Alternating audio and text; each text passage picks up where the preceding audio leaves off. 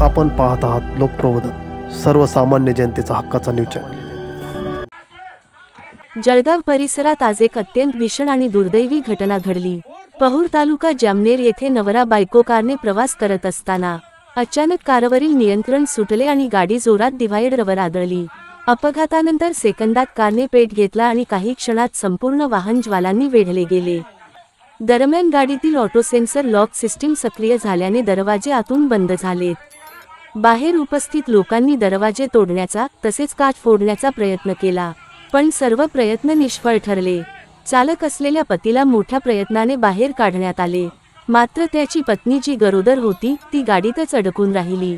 अग्निज्वालांनी क्षणात गाडीला ग्रासले आणि पतीच्या डोळ्यासमोरच पत्नी पेटत राहिली। पती असहाय्यपणे ओरडत होता। या घटनेने पहूर परिसरात आणि संपूर्ण जिल्ह्यात हळहळ व्यक्त होत आहे।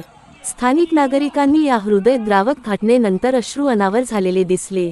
एक गरोदर माता, एका कुटुंबाचा संसार आणि 2 जीव एका क्षणात नष्ट झाले। पोलिसांनी घटनास्थळी पंचनामा करून पुढील तपास सुरू केला। या दुर्घटनेने जळगाव जिल्हा शोक सागरात बुडाला। कारचे दरवाजे झाले लॉक, 6 महिन्यांच्या गर्भवतीचा होरपळून मृत्यू, हतबल नवरा काहीच करू शकला नाही। जळगावमध्ये एक हृदय पिळवून टाकणारी घटना घडली आहे। येथे एका कारमध्ये 6 महिन्यांची गर्भवती असलेल्या महिलेचा होरपळून मृत्यू झाला।